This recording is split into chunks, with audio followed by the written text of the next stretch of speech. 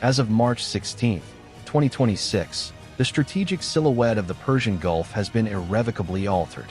While the B-2 Spirits and F-35s have spent the last 18 days methodically dismantling the Iranian defense industrial base from the stratosphere, the heavy metal of the U.S. Marine Corps has officially entered the fray.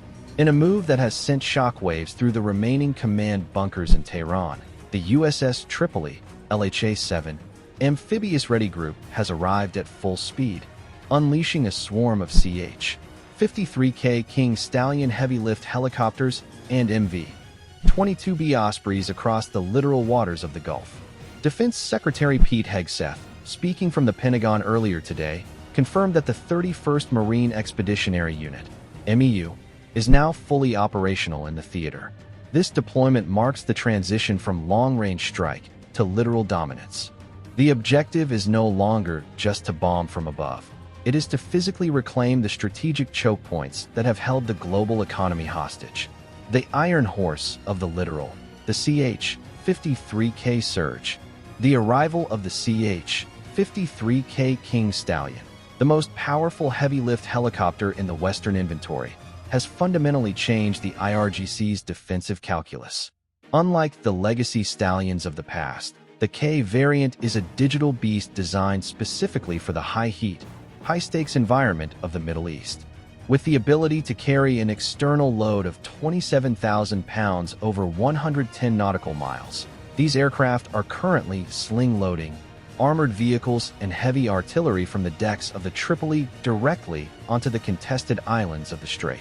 For the Iranian defenders on Abu Musa and the Tunb Islands, the sight of the King Stallions is a harbinger of the end.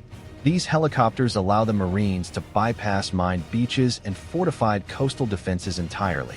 Instead of a traditional amphibious landing, the 31st MEU is executing a vertical envelopment, dropping M777 howitzers and Joint Light Tactical Vehicles, JLTVs, onto the high ground, effectively caging Iranian coastal units before they can fire a single anti-ship missile. Vertical envelopment, the 31st MEU in action. The 31st MEU is not just a landing force. It is a self-contained, air-ground task force that operates with a no-quarter mindset. General Dan Kane, chairman of the Joint Chiefs of Staff, noted that the Marines have already begun clearing the board of Iranian maritime assets. The island-hopping campaign. In a series of rapid response raids over the weekend, Marine raiders utilized the speed of the V-22 Ospreys and the lift of the CH-53s to secure key observation posts on the northern flank of the Strait of Hormuz, neutralizing the swarm. While the U.S. Navy's destroyers handle the larger Iranian frigates, the Marines' H-1Z Viper attack helicopters, launched from the Tripoli, are hunting the IRGC's suicide boat fleet. The shock in Tehran stems from the realization that their swarm tactics, once thought to be the ultimate deterrent, are being picked apart by the MEU's integrated aviation combat element. Search and rescue.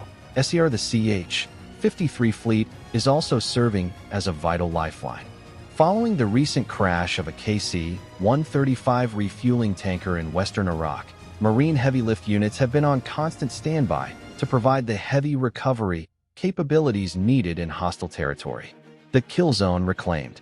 The closure of the Strait of Hormuz by the Mojtaba Khamenei regime was intended to be the ultimate economic lever. However, the arrival of the Marines has turned that lever into a liability. By placing boots on the ground on the very islands Iran used to launch its drone attacks, the U.S. has effectively moved the kill zone 50 miles inland. Secretary Hegseth was firm in his assessment. The only thing preventing commercial traffic through the strait right now is Iran, and we are removing that obstacle piece by piece.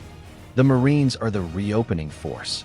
As the CH-53 shuttle supplies and reinforcements to the newly established Expeditionary Advanced Bases, EABs, the U.S. Navy is preparing to lead the first forced convoy of oil tankers through the waterway since the conflict began. The Iranian panic is rooted in the physical loss of territory. You cannot hold a strait when the Marines have taken your observation towers. A global phosphorus flash, the economic stakes. The world remains in a state of phosphorus flash. an economic term describing the blinding volatility of energy markets during a total regional war. With the 31st MEU's arrival, there is finally a glimmer of stability on the horizon. Global shipping insurers, who had previously declared the Gulf uninsurable, are closely watching the marine operations on Karg Island. The goal of the CH-53 rush is to ensure that the strategic ledger remains in favor of the United States. While Iran lobs its remaining missiles at its neighbors, the Marines are building a steel shield across the littoral. The heavy lift capacity of the King Stallions allows for the rapid deployment of Patriot Pack 3 batteries to captured islands, creating an interlocking air defense net that effectively shuts the door on any Iranian retaliatory sorties.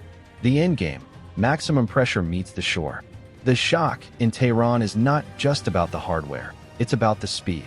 The transition from Operation Epic Fury, being a purely aerial campaign, to a joint air-sea-land assault has happened faster than the IRGC's fractured command structure could process.